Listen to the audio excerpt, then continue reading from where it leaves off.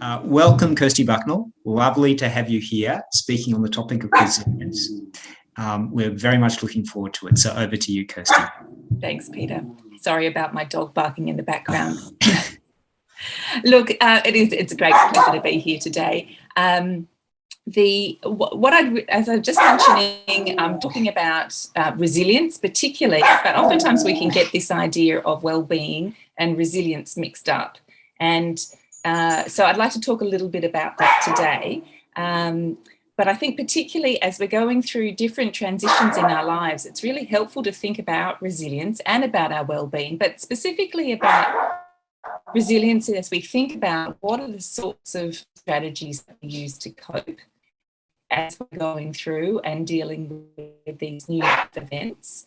But what we see in the research around resilience is that typically people who have experienced more life actually start to show a greater diversity of skills and capacities that they can use to deal with difficult times as well. So there'll be a couple of different themes that we can use as we go through, and I'll be talking about those things. I'll also give you some time just to stop and have a little bit of a think, a bit of a reflect about the sorts of strategies that you use, some of the how happy you are with the way that you deal with difficult situations, and then we can talk a bit about that as well. So as we're going through, feel free to ask questions. This isn't, just a straight talk. I'm happy to be interrupted. So feel free to jump in as we go along as well. So let me share my screen with you.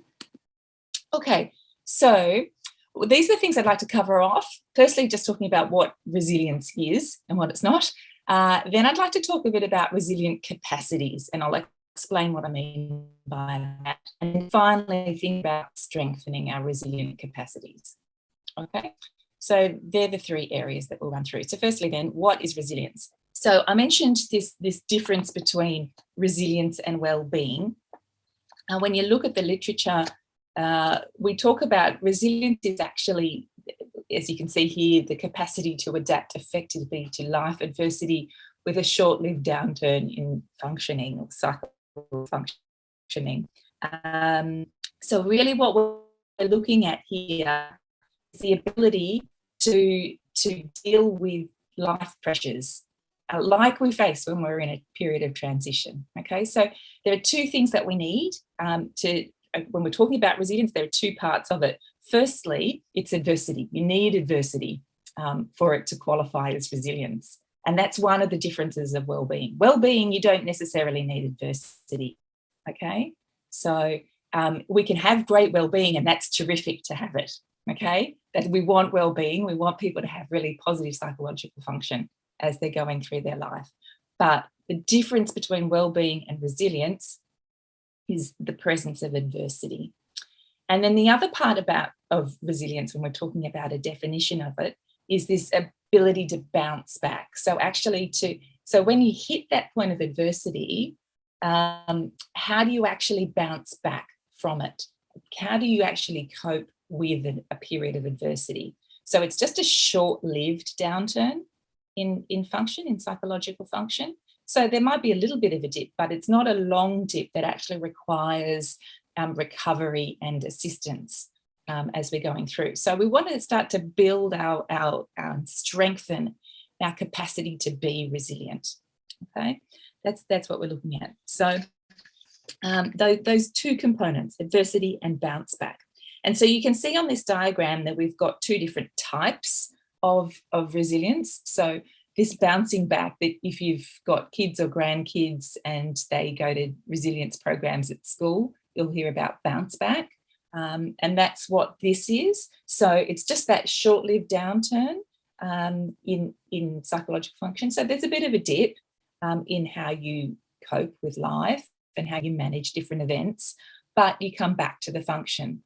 Then there's another type of resilience that we can think of, which is robust resilience. And that's the resilience that actually, as we go through life, we actually start to develop this robust resilience. So as we go through different functions, we become so good at dealing with the difficulty or the challenge that we actually learn how to deal with it, and it no longer it's no longer a challenge. So if you think of just like simply about doing a maths problem when you were in primary school, it might have been a multiplication problem, which when you first started out, it was actually really difficult, and you had to work out what were the strategies that you needed to use to solve that mathematical problem. But then as you actually you learned your times tables, as you grew in that capacity to solve that problem, it no longer was an issue for you. It wasn't a challenge. It wasn't an adversity. It wasn't a problem for you. You learnt how to manage it. So throughout our lives, we actually learn a whole lot of skills and techniques that grow our resilience. But when we're challenged with a new problem or a new issue in our lives, that's when we need to start to think about this bounce back. And that's what we tend to talk about when we're talking about resilience, because we're encountering a new problem that we haven't necessarily seen before, or that we need to learn some new skills or techniques to deal with it, to handle it. Okay, so when we talk about resilience, there's some different things that people think about it, and so sometimes we think, oh well, I'm just not a very resilient person, or that person, they're just so resilient, they're just they've got it. But resilience isn't actually about your personality traits. That can certainly help, but it's not, you're not born with resilience or not born with resilience. Resilience is actually a really normal human process that we go through. It's a learning process that we can grow in and actually get better at. So our ability to be resilient can actually change over time, both as we get grow more experience in life, but we can build it. It's not that some have it and some don't. So sometimes we might not always handle those stressful situations perfectly, and we can do some things that help and some things that aren't so good.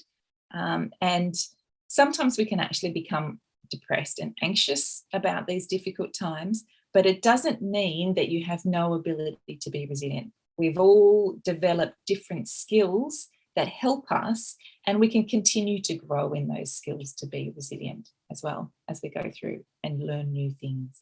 So you might have differing amounts, and we all have differing amounts of resilient capacities or abilities, but every time we go through our life, just simply getting up in the day, we're actually using some of those resilient capacities that we've developed across the course of our lives as well. So these resilient capacities can be changed, they can be developed over time as well. So let's talk a little bit more about what resilience looks like. And it's actually achieved when we've got these capacities that meet our situational demands, as you can see on this slide. So this is about getting the balance right. I'm so sorry, there's somebody knocking on my door. What we want to see, you might have seen this before, this idea of balancing out the capacities that you have in life with the demands that you're faced with.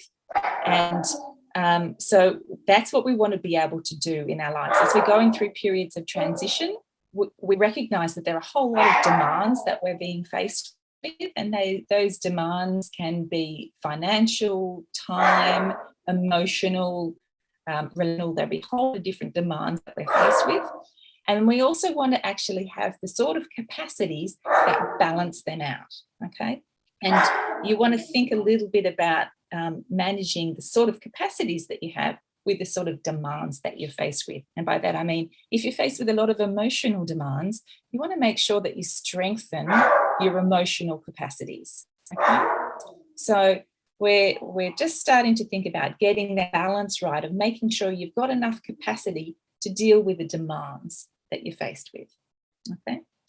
So what we're actually finding in the research, though, and this is really good, and why I've titled it Building Resilience in the Face of Stress and Pressure, is that when we're faced with stressors, that's actually the time when we can really grow our capacities, when we can really grow our and strengthen our resilience. So when we're going through a difficult time, a tough time, that makes us feel uncomfortable. And it's that feeling of discomfort that actually makes us ask, what can I do to cope? It's that feeling of discomfort that challenges us to start to think about diversifying our coping strategies and broadening out those capacities that we have. Okay, because if we're comfortable, if we're not in any stress pressure, what's the drive? There's no drive to develop and grow. So we need a little bit of that. Now we only want a moderate amount of stress and pressure, because if we get too much stress and pressure, then we can overload ourselves.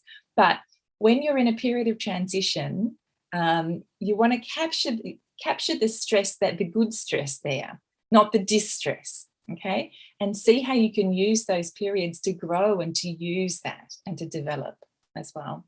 Okay, so if you think about this with children again, the problem with helicopter parenting is that the parent just dives in to the situation and solves the problem for their kids. And for us, and so that child isn't in that situation where the child is challenged to think, what can I do to cope in this difficult situation? And so for us as adults, we need to find new ways of dealing with situations. So we all have our own MO as we go through life. We have our own ways of operating, and we've learnt what works for us and what doesn't. And what I use may be different to the way that you use to cope with different things. But when we're under stress and pressure, we've got the opportunity to actually try something new, to challenge our MO. And that's that feeling of discomfort that goes, the way that I'm coping in this situation isn't quite right. I need to grow. I need to change something about the way I'm engaging in this situation. Okay. So, some strategies that we use can be really helpful in some situations, and in others, they may not be so good. So we need to actually start to adapt ourselves. And as we find ourselves in new situations, we might need to find new ways of coping in those situations. Things that have worked in the past may not always work in the future. Okay. The takeaway here is that we all have the capacity to develop our resilience, all of us. We can grow and learn new ways of coping to deal with problems and difficulties. And that while everyone has resilient abilities that they can use to strengthen our resilience, it's important that we can actually be open to challenging the way that we approach the stressors in our lives when the old approaches don't work for us anymore. Okay, so that's the sort of thing that we want to be thinking about. Does anybody have any questions about what resilience is and what we're looking at here? No? Great. Okay, so when we're thinking about resilience, it's not something that, it's not a trait. It's not something, oh, he's resilient, she is, he's not, she is. We all have it to varying degrees, and we can all grow in it. Okay, so how do we actually grow in it, and what is it when we're thinking about trying to grow?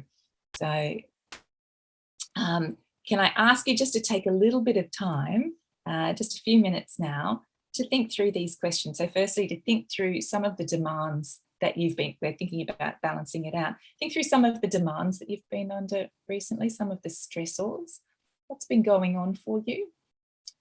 And start to have a little bit of a think about what strategies you've been using to manage, and what thoughts or resources have been going through your head. What are the resources that you've been drawing on to help you in those times? Just to take 3 minutes now just to think that through.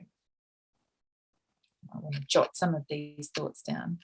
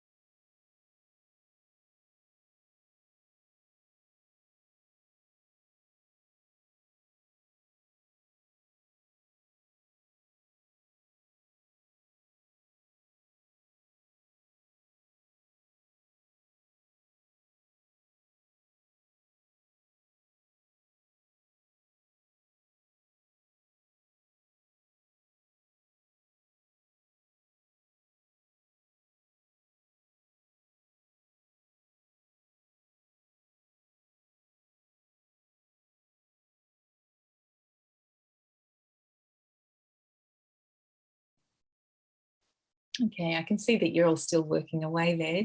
Has anybody got any questions about some of the things that you've been writing there?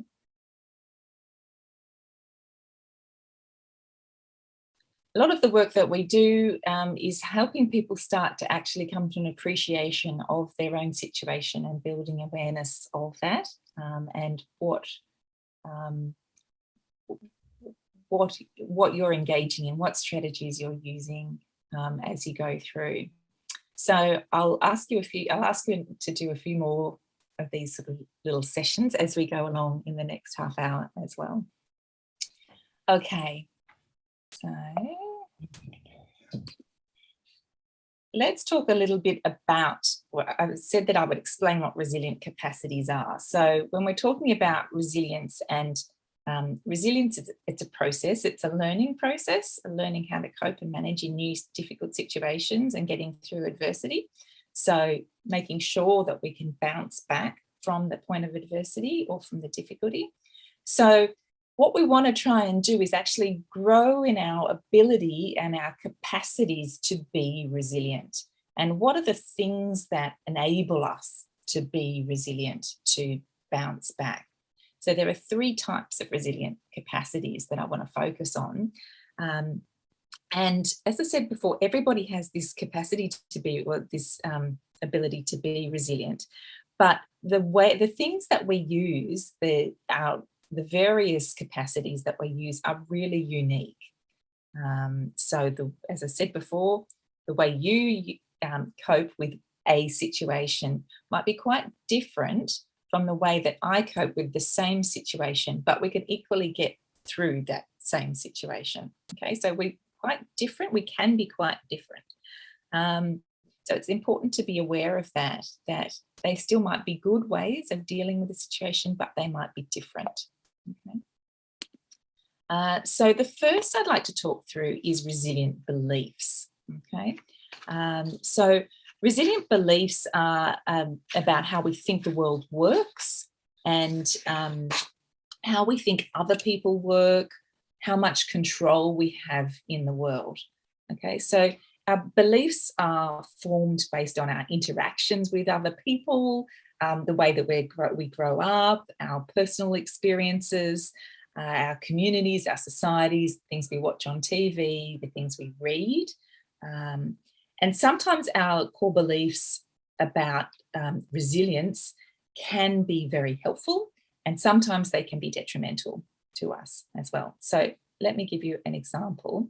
So if you believe that I can change my circumstances, you're more likely to see what you can do to change those circumstances. If you feel that you have that ability, you can be effective in that way. Whereas if you think nothing I do can make a difference, then you're much less likely to actually get in and take any action.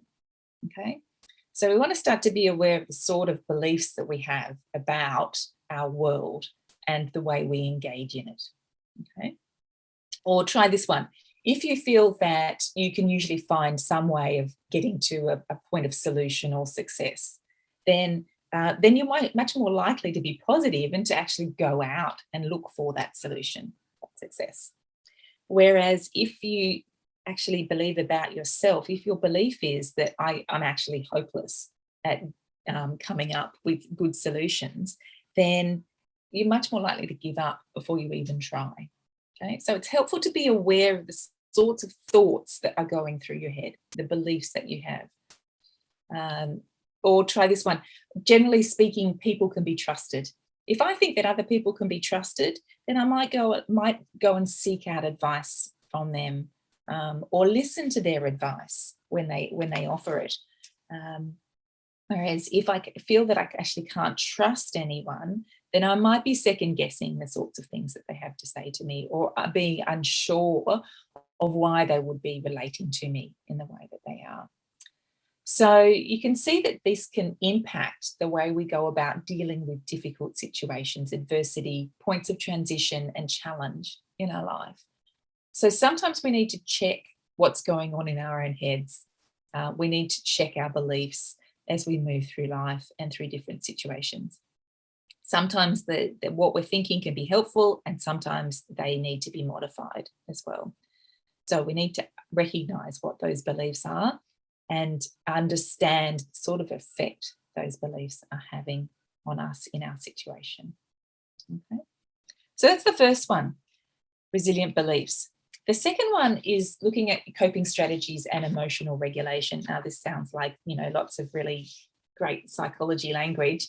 But what we're talking about here are these are the sorts of the knowledge, the skills that you have, the abilities to help us manage difficult situations.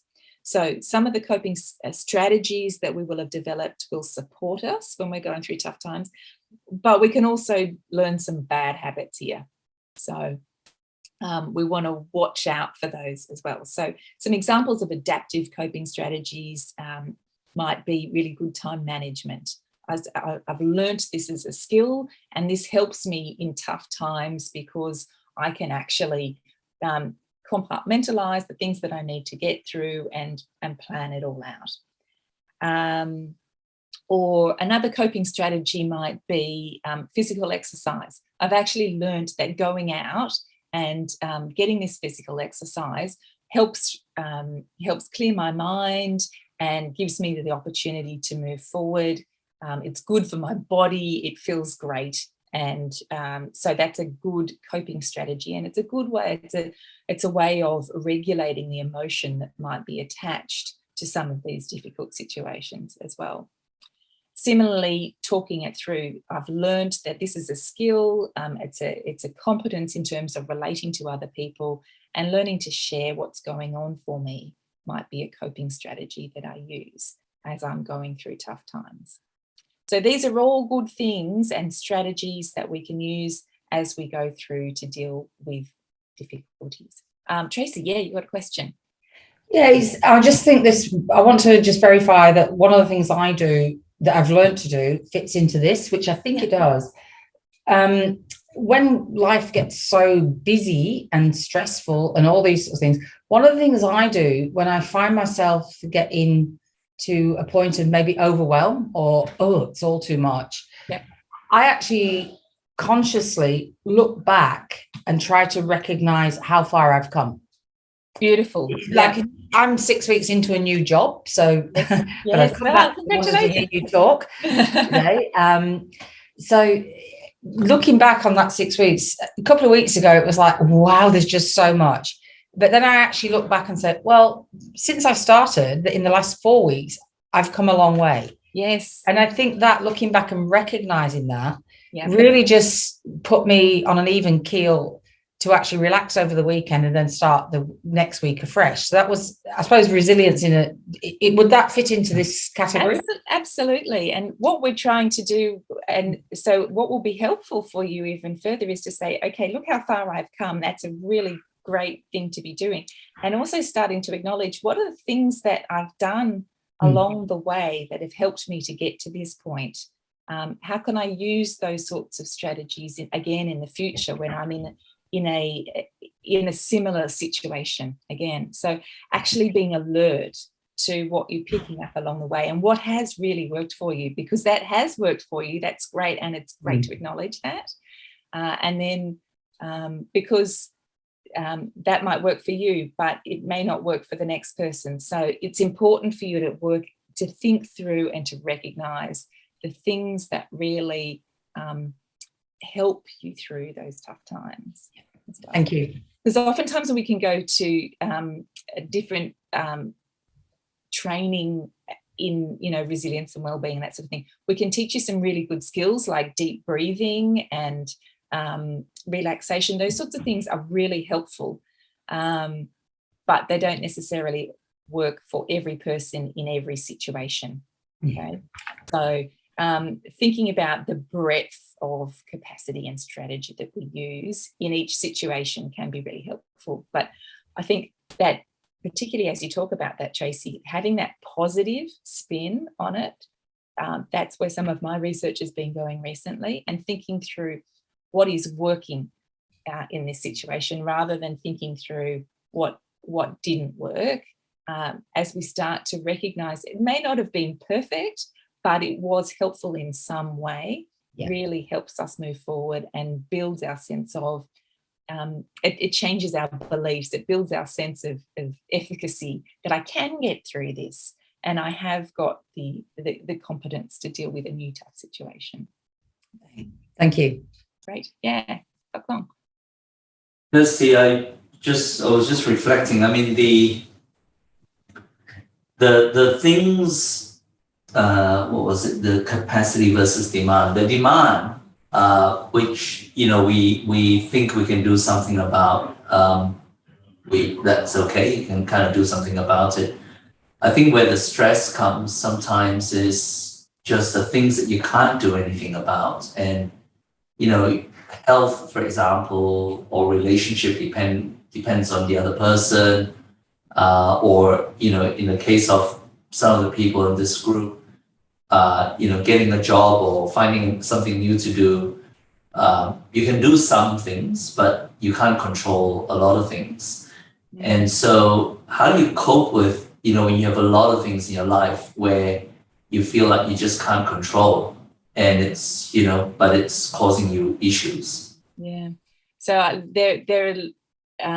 feeling out of control is a really big category of stressor, and also a sense of ambiguity is a major source of stressors for people in general.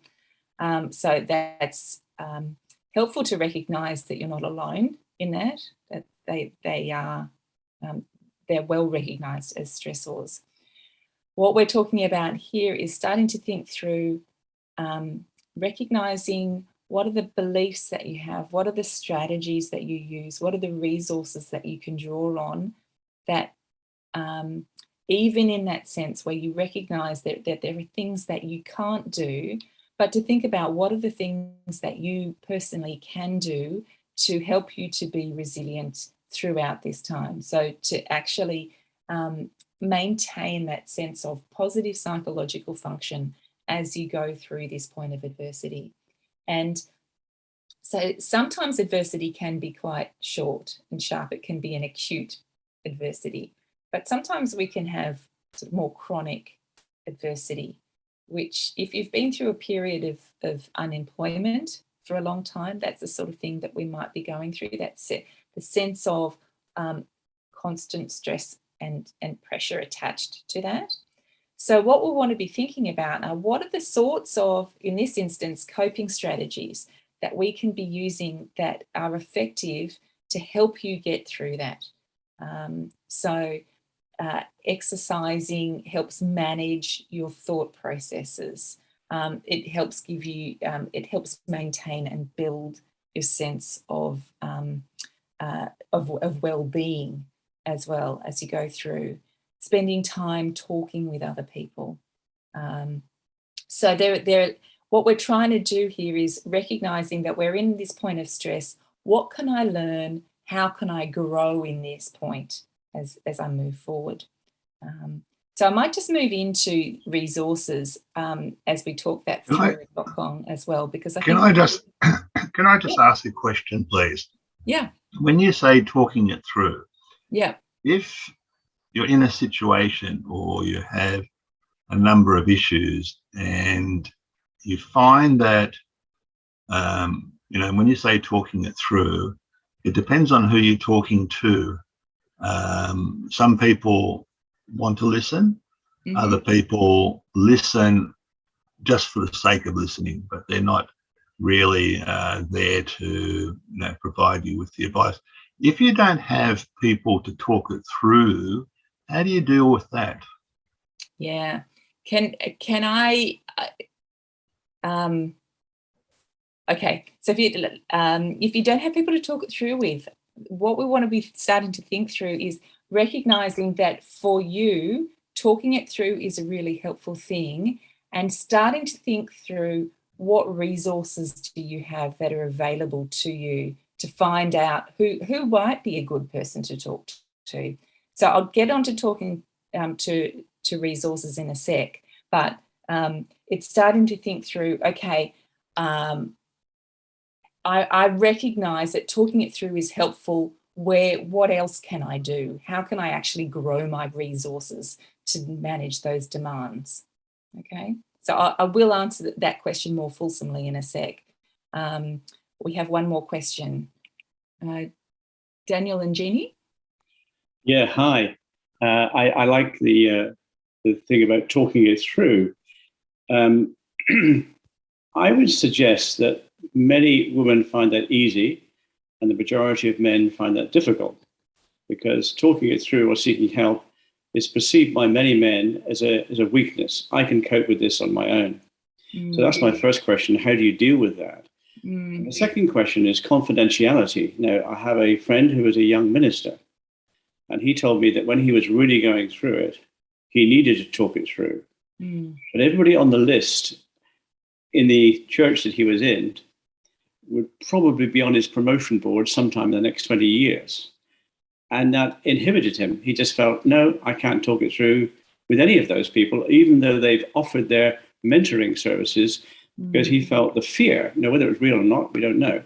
The fear, it was real to him, that these people will know all about me and I'll be sharing a weakness that may go against me. So those are the two areas that are concerning about talking it through. Okay, so I think in terms of this idea of talking it through, we want to be thinking, like you say, thinking through who are all the options, who are the people that might be beneficial to talk it through with. And so starting to move, as I said, if we've been through our lives and we've had a particular MO, this has worked for us to this particular point in time. But if we're recognizing that we need to start to talk it through with somebody, who are going to be the right sort of people? How do we grow our resources here? So thinking it through, okay, well, so maybe it's people who are in your church, but maybe it's people who you work with, but then also who's broader? Is there somebody who might be prepared to act as a coach for you? In some instances, you might be thinking, okay, actually, this would be helpful to talk it through with a psychologist or a coach. So starting to think through not just, okay, this is what I've always done and I can't think beyond this, but trying to broaden out, okay, who have I seen, what have I seen in other people that this seems to work for? Who is it that they approach? Trying to start to extend those different capacities and resources that we draw on. And so that answers the issue of things like confidentiality as well. So if I'm thinking I need to talk through this issue with somebody else, what are the requirements of talking it through? So if I am going to talk it through in a confidential situation, then that might be a situation where I actually get an advisor, a mentor, or I speak to a psychologist, and thinking about what are my requirements, who is available to me, are there within my workplace or part of the programs that I've been on, are there people who are available that I can draw on in these situations as well? So I might just go on to talk about some of these enabling resources as well. Just mindful of the time. So we have strategies that we use to deal with tough times, and we have mindsets that sometimes get in the way and can sometimes be helpful. But what these resources are practical things that help us get through challenges. Okay, so when we have these sorts of resources, they can help alleviate stressful situations. So you might have seen some of these lists of resources before, and oftentimes these are the sorts of lists that we use to build our well-being as well. And so if you can grow in these different areas, then that helps you through and helps you manage in tough times as well. So practical things like time and money, because if you can throw time or money at a situation or a problem, that can be really helpful. But the problem is that you may not always be able to just, get more time or more money. So, but recognizing that can be a resource in some situations as well. Mental resources are problem-solving skills. So it's practical know-how. It's how to get around a situation. And so if you feel that you're in a situation where you haven't got the mental capacity to deal with it, who can you bring around you who might have that mental capacity or those skill sets as well? Or emotional resources. So having a disposition or the emotional intelligence to understand ourselves and other people actually really helps support us when we're in tough times as well.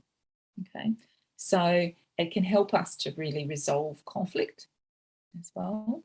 So drawing on starting to build your own emotional reserves and emotional understanding as well. Social resources, you, I expect, will be quite well on top of this, but knowing when you've got supportive friends and family around you gives you real strength. You've got someone to call on to back you up when you need them in a tough time. Physical resources, we know that for our general well-being, we need to eat well, we need to sleep well, we need to exercise, and we need to rest. 4 things must do for general well-being.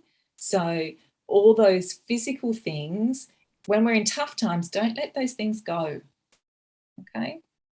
Maintain those things, because we see that people who are strong physically are also strong mentally, generally speaking. They're really good areas to grow in. And then also this spiritual, having spiritual resources.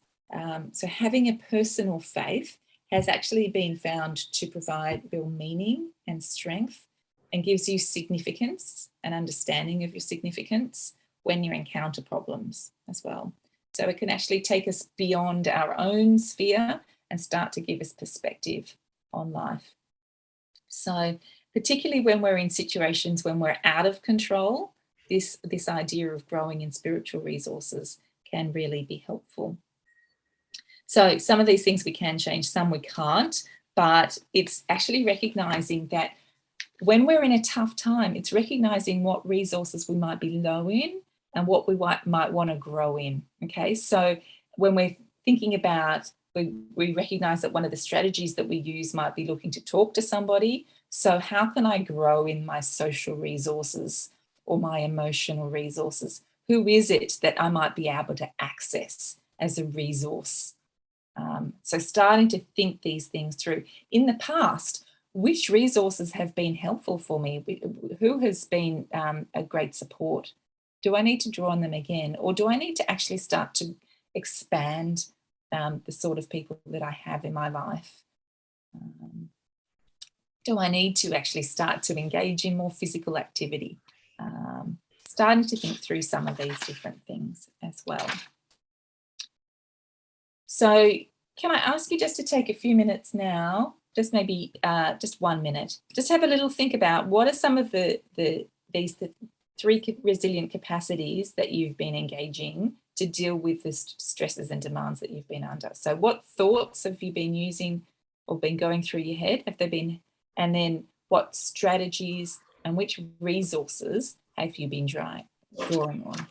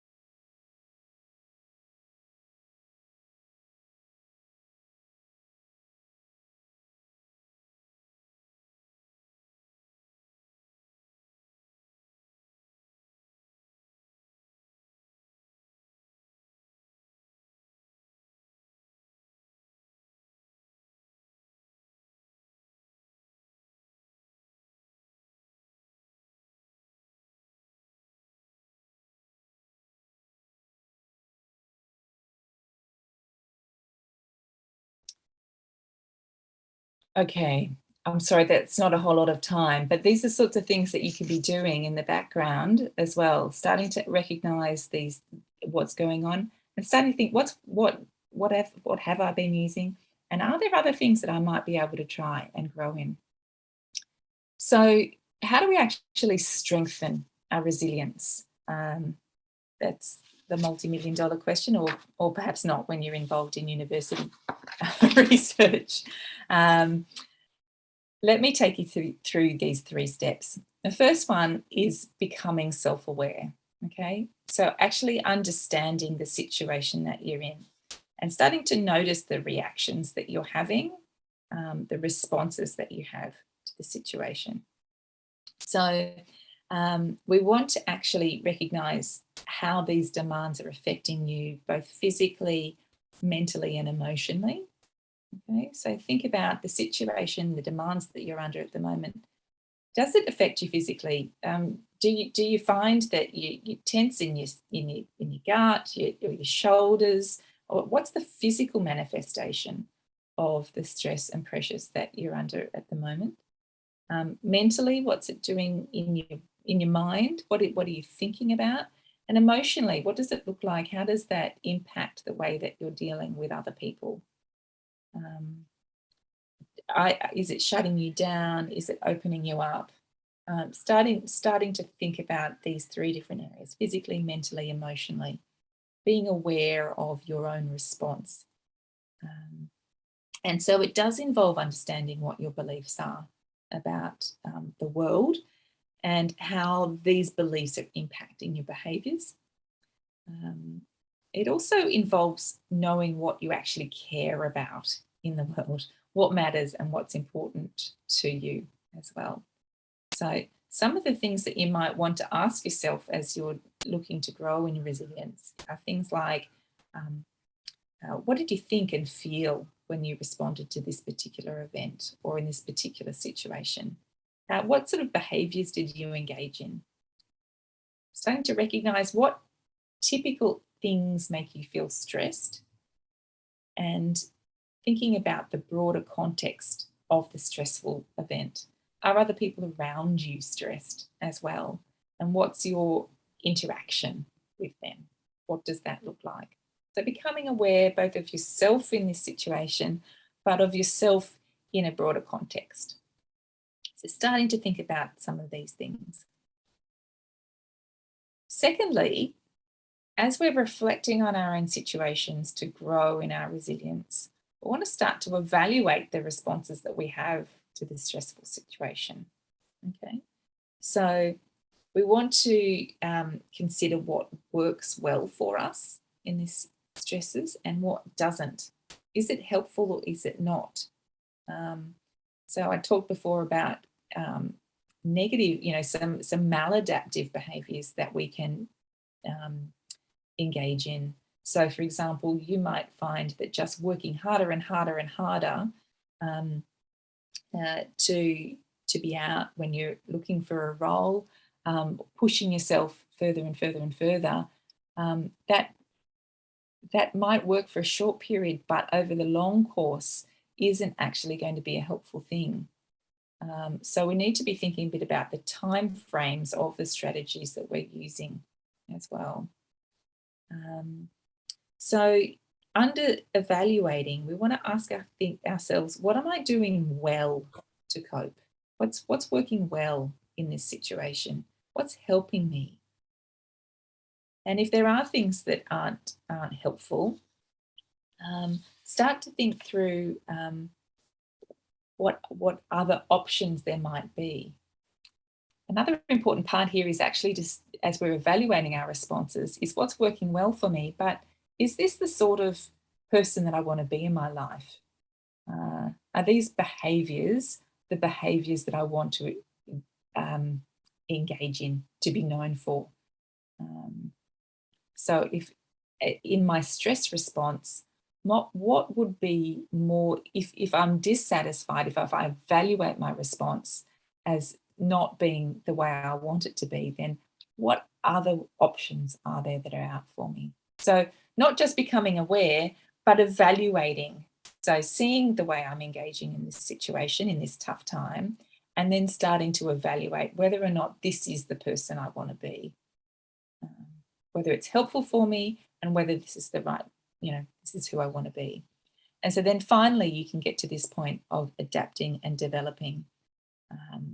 We want to start to think through, if I'm in this same sort of situation again, or as I continue in this situation, what else could I try? What other ways might be helpful for me to adapt and grow? What seems to work for other people? What are the resources and the new resources I could draw on? So are there other work-based programs that I can engage in, or are there friends that I can speak to, or so this group is a wonderful resource to be able to draw on. So engaging in this is actually developing and growing your resilient capacity as well. So these 3 steps are ways that we can actually start to strengthen our resilience. So becoming aware, evaluating our responses, and then developing and adapting. And that's what we're talking about when we're talking about resilience. It's a learning process. It's a process. It's not something you do or don't have. It's something that we can grow in as well. So I think I better stop there. We might have a couple of minutes for questions. I do just want to just zip through and just put those phone numbers on the screen there. If you are concerned at all about your own resilience or your ability to cope with these different situations, there are always lots of people who are really willing to help as well. So do use, you can always speak to your GP or Lifeline, and Beyond Blue are very ready to talk as well. Thank you very much, Kirsty. Over to everyone else for any comments, reflections, questions. Yeah, Philip. A reflection, I guess. Thank you for your talk. I found it quite useful. Although I've been through a particularly stressful situation and it didn't really apply in my case. My wife died in December and it's been a tough time, you can imagine. And a lot of people have expressed a lot of sympathy, but almost always they preface it by saying, I can't imagine what you're going through. And I've actually had 1 or 2 friends who have themselves lost spouses. And of course, they do know what I'm going through. One interesting conversation I had was with a friend whose wife died about 5 years ago. And he asked how long I had known this is in the week after she died, asked how long I'd known her, and I said, well, 40 years. We met when we were at university. And he said, well, that's roughly 2,000 weeks, 50 weeks a year times 40 years. And he said, the next 2 weeks will be the worst 2 weeks of your life. They just will be. There's nothing you can do about it. In fact, there'd be something wrong if they weren't.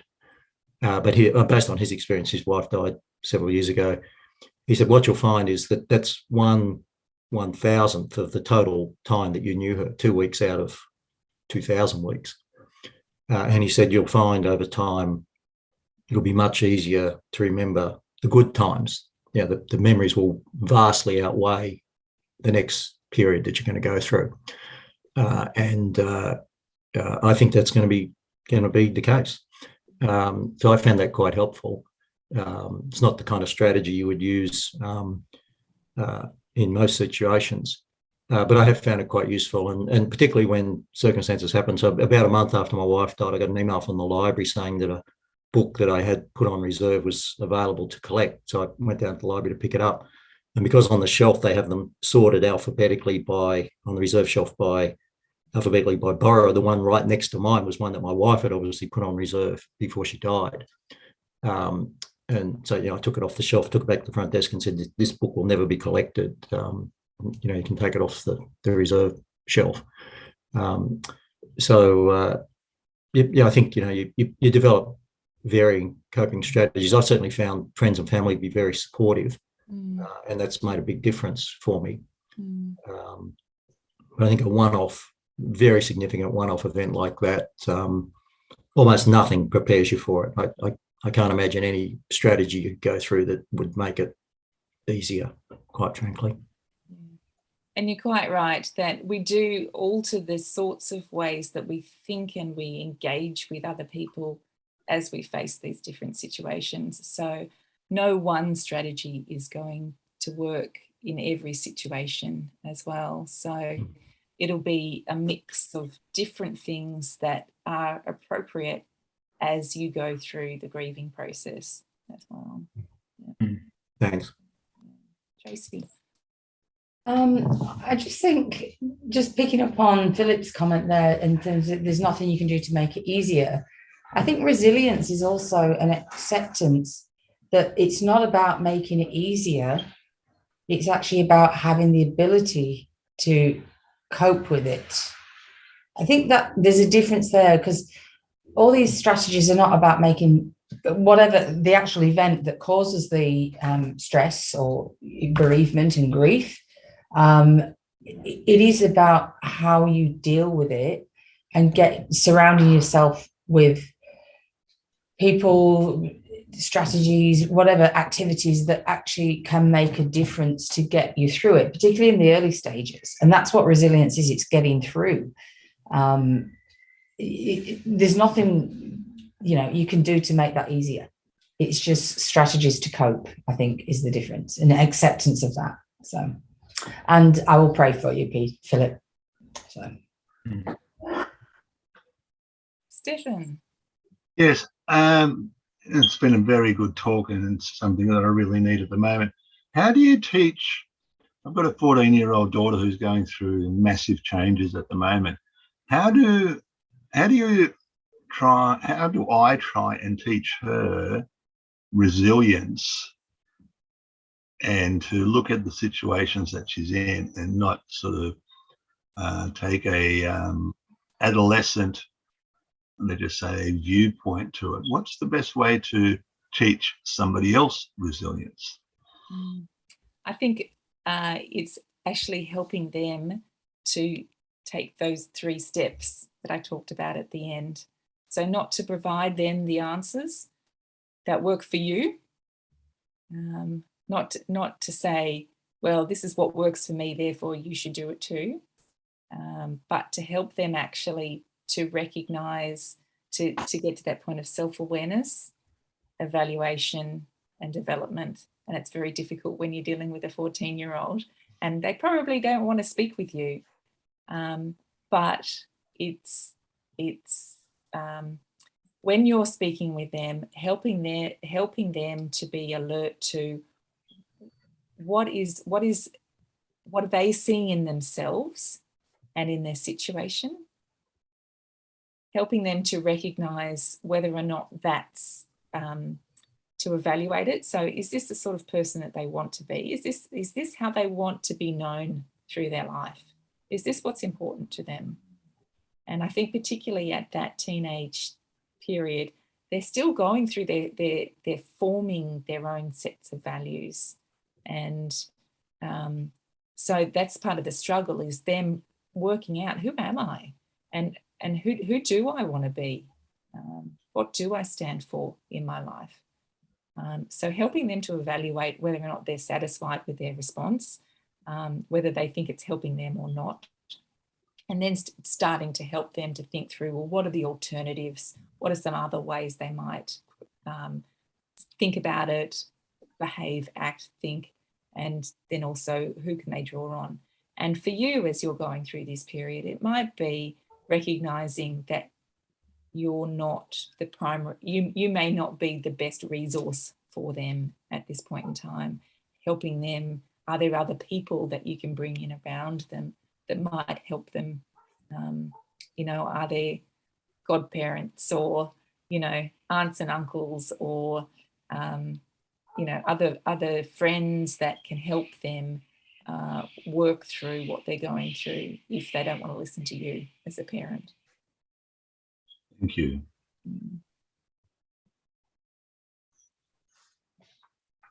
Other questions? Hey, Kirsty, it's Brett here. Hey, thank you for sharing that today. Very insightful, very helpful, and also very, very practical. It's great to see, and good reminder I think especially, I know for me, it's like signing my name with my correct hand. I've learnt habits, good and bad, over time. And it's easy to keep signing with my correct hand, but sometimes it's like stopping and saying what's working, what isn't. Yeah. And trying to sign your signature with the other hand. It's hand. not natural, and that's what some of these are. I think it's hard to stop and say what's working well, what do I need to change, and be realistic, and how do I change it, and admit that I can't do it all, and have that more growth mindset rather than I've always done it that way, I should continue to do it that way. Thank you for that. And that is the challenge for us all as we go through. It's really starting to think through, okay, this is a new situation for me. You know, I'm here, what I've been doing isn't working. Okay, what else, or how can I alter, change? Who else can I draw on? What else is available for me? And I think just on that as well, with Stefan's question about 14-year-old girl, I've got a 15-year-old girl and a 13-year-old boy, and they're challenging. And what's more challenging, I find, is trying to jump into solution mode for them, but find people that they can do, they think differently, whether it be a school counsellor. We had some significant issues, major bullying issues and death threats and those sorts of things to deal with. How do I help with that? But how do they learn those skills? Because they'll have similar issues through their life. I can't solve everything, and finding different people they can talk to and work through those solutions. I think it's also helped me work out, well, I need to continue to have that open mindset and have them learn those skills. It's not about so much the outcome, it's about learning how to learn and adapt. Absolutely. Hi, Kirsty. Okay. It's a great talk. Thank you. You talk about sort of various resources, and one of them is emotional resource. So, any suggestion on how to sort of continue to strengthen emotional resources? Look, there are a whole range of things that you can be doing, and it depends on how intentional you want to be and sort of the situation that you're in. So it can start at simply reading good literature. That can help grow our sense of emotional awareness as well. Because if you're reading good literature, you're reading about other people's emotions, and you're starting to learn language that is attached to emotion. Oftentimes, I think, particularly because we're in these fast-paced lifestyles, our vocabulary for emotion has been diminished to the point of sending emojis. So learning language and reading and emoting with characters in literature can be a really helpful way of growing our own emotional intelligence and awareness. You can also, if you just Google emotion wheel, and there are a whole different, range of emotion wheels out there, but they're all much of a muchness in the sense that it just gives you different language to use as we talk about our emotions. So I'm not just feeling sad or bad or glad. I might be, instead of feeling sad, I might actually be ashamed. Just starting to think through, okay, when we have emotions, our emotions are so fine-tuned. Starting to think through what specifically is the emotion that I'm experiencing. And as I'm starting to think through the people who are around me, and as I'm looking to grow in my awareness of other people, when I'm dealing with difficult interpersonal relationships, can I start to identify the emotions that I'm feeling, but am I seeing evidence of those emotions in the people that I'm with as well? So starting to broaden out our emotional vocabulary can be a really helpful way of growing our self-awareness. there as well. I'd say that they're some of the things that you can just be doing at home, but other things that you can be doing, you can do different courses, you can spend time with psychologists and starting to help you to identify the emotions that you're going through. That can be very helpful too. So there are a range of things that you can be doing. There's lots of things that you can read. I think Brene Brown has got a book out recently looking at a whole range of different emotions and what they look like. So there's lots of things that are out there, but I think actually reading good literature and then starting to build your vocabulary helps you to identify emotions in yourself and in other people as well. Thank you. It's the Brene Brown's book. Is that title something with Atlas?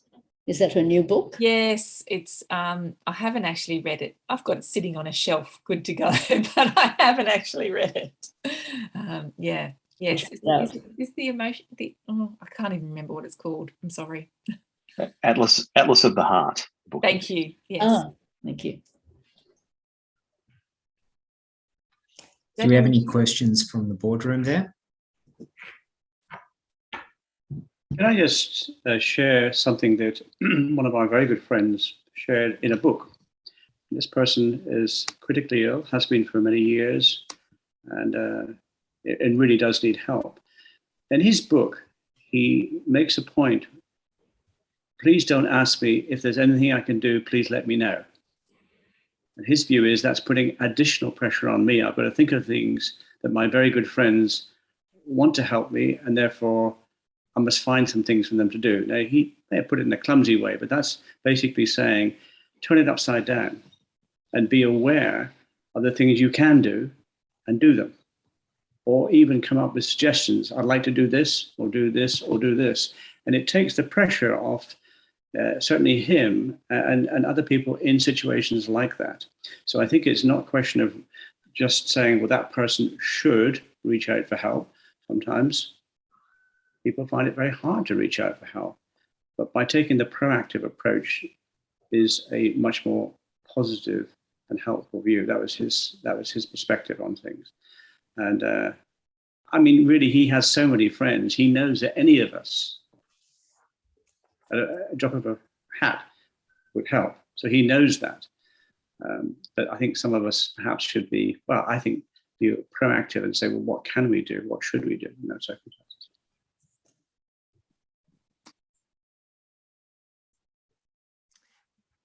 Any final thoughts, questions for Kirsty before we thank her and let her go? Mm-hmm.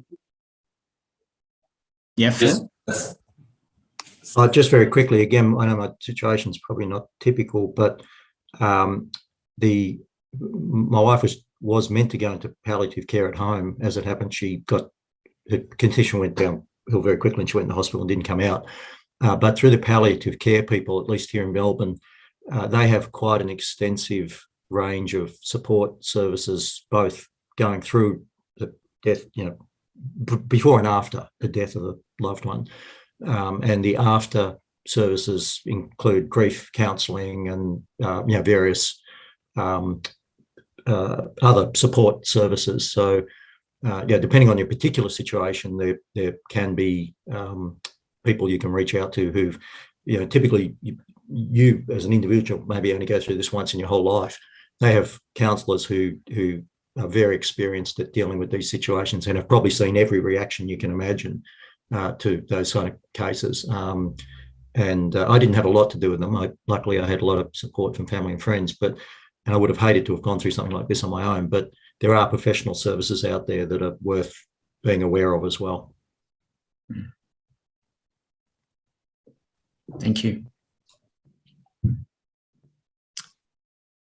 Peter, I was just going to say, I was just going to thank Kirsty. Really interesting. And I was just looking at this emotion wheel.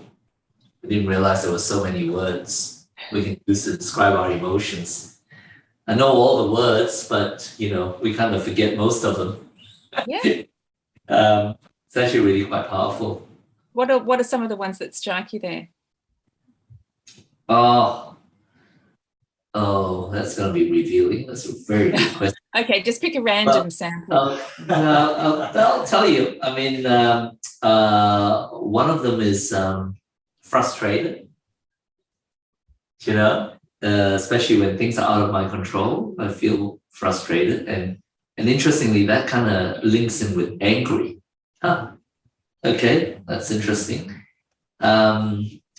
And then the other thing that I noticed is that on the top of maybe this particular wheel, that on the top of it is kind of sad, mad, and scared. Am I looking at the right wheel? And then at the bottom is peaceful, powerful, and joyful. And, it's interesting. You kind of have the negative emotions and the positive emotions.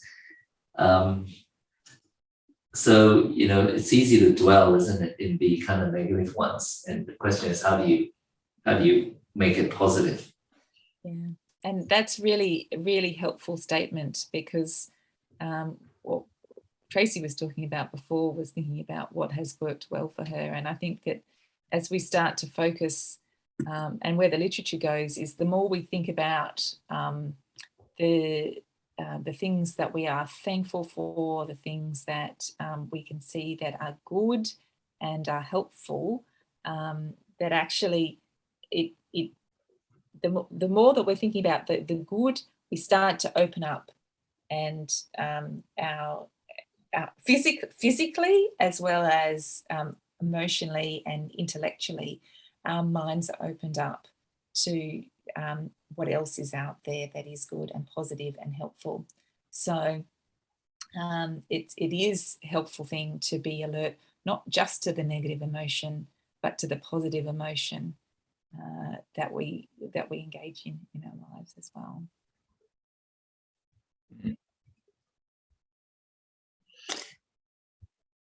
Well, thank you so much, Kirsty. That's been wonderful. Lots and lots for us there, especially those last 3 points. I've taken good notes: becoming self-aware, evaluating your responses, and then adapting and developing. Yeah, thank you. Very timely. Each of our circumstances are different, so we'll think that through ourselves. And thank you for those who have shared about their circumstances.